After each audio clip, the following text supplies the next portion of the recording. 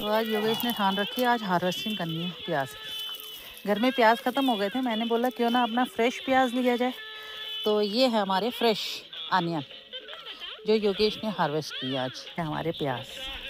और भी कर दो, जो बड़े बड़े हैं ना, अब प्याज चाहिए, अब हम बाज़ार से नहीं लाएंगे।